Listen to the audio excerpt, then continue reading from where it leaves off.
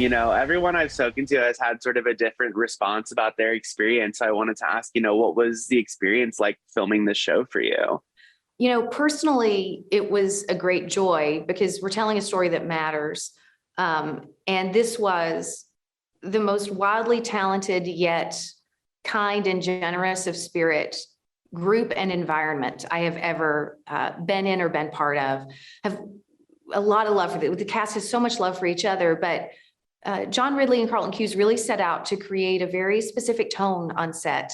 And that followed through all the way through the crew. They were so invested in the story in a way that I've never experienced before. And I think it was because of the environment. We don't tend to place a dollar value on work environments in this country, particularly on sets. But when I tell you that that environment helped all of us go so much deeper emotionally, and focus so fully on our characters and what they were experiencing in the moment, it all wound up value added on screen. So it was personally, it was a real pleasure. Telling this story is emotionally difficult and draining at times. I really pride myself on being able to leave work at work, and I would be lying if I said this didn't follow me home. I'd be lying if I said I walked away and, it stuck with me for a couple of months. And there are even some scenes I think of now that I get teared up over. So I think this one's going to stay with me for a long, long time. Yeah. And it's not a show that comes with easy answers as well. It's kind of a dual sort of first part is this disaster thriller sort of almost horror story of what these people went through at this hospital. Second part is this like kind of legal thriller examination. And I was talking to Carlton a bit about just the scale of the set and the conditions on the set. And so what was that like being in this environment? Did that help kind of bring out the performance as well?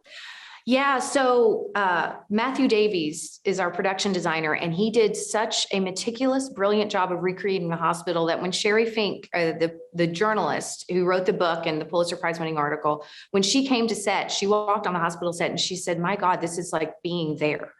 Because she was there in the aftermath of the evacuation, right? And so not only did Matthew and his team do such a beautiful job building those sets, but they did such a beautiful job breaking them down day by day.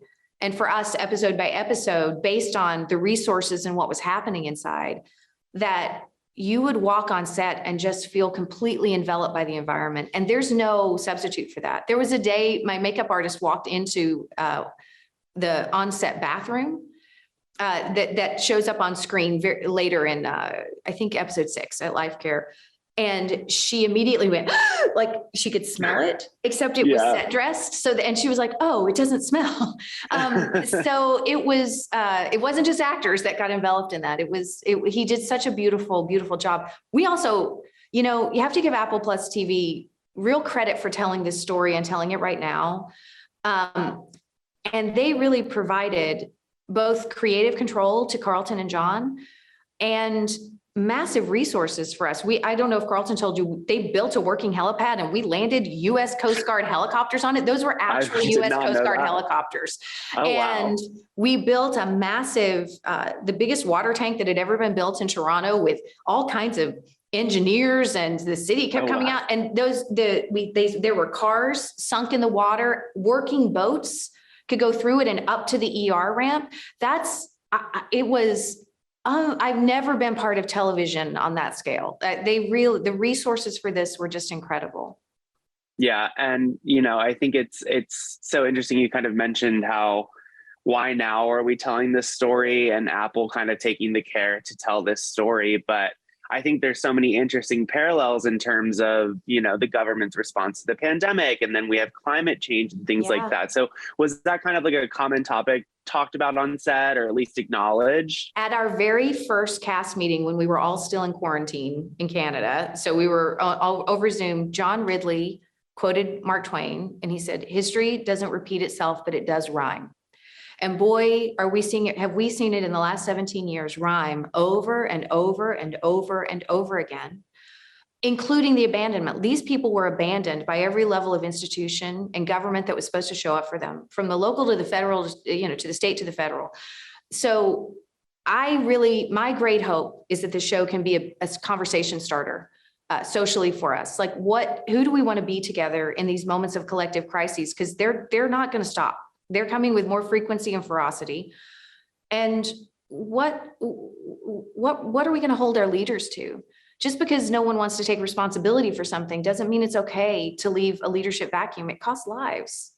And I think our government has failed us that way in a lot. And I think we have to decide and demand as a collective that we be better with each other in these moments. Yeah. And were you able to speak with Diane Robichaux at all? Or so none of the real people were involved in production.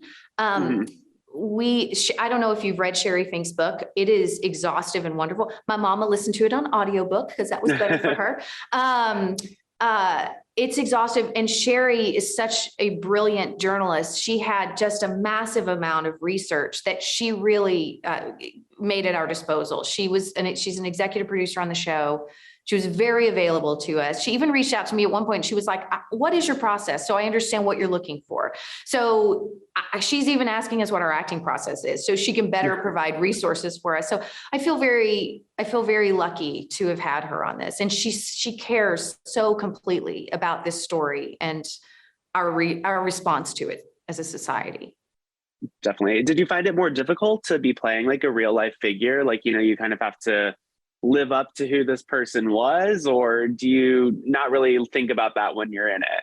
I think the best I would say is that I'm much like the show is a dramatization of Sherry's book, which has its advantages. It's, you can really get into the emotional and psychological aspects of it far better than like a documentary probably could, especially an after the fact documentary. I am playing a dramatization of Diane Robichaux during these 5 days. I will say this. This is a woman who showed up to the worst hurricane in a century, 7 months pregnant, to care for her patients and lead her staff safely through the storm. That says enormous amounts about a person. And I find it completely extraordinary. She has nothing but my respect. Yeah. Well, you were absolutely brilliant in the show. I just want to thank you for your time today. I really appreciate talking to you. Thank you so much. And thank you for watching so thoughtfully.